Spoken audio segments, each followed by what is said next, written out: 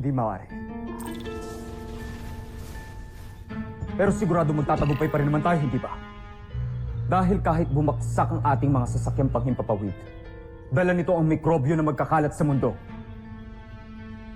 Tama ba, Draco? Zandra! Bakit kayo hindi makasagot? Joffrey,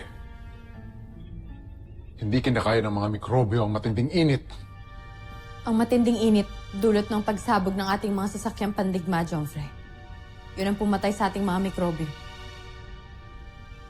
Homesuck! Sinira ninyo ang aking mga plano. Patawad, Joffrey. Ngunit, pinagtataka ko lamang. Bakit tila alam ng mga taga-Terra Air 2 ang pagsalakay ng ating mga sasakyang pagdigma?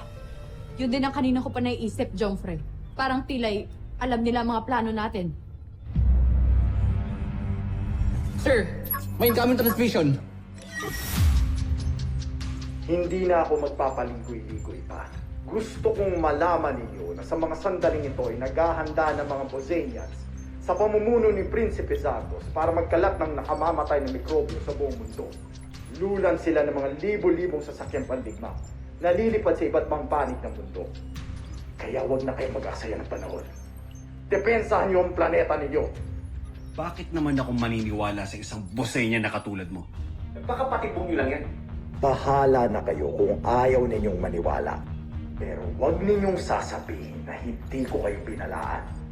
At walang sisihan kapag namatay ang mga tao ninyo. Kasama ka na ron.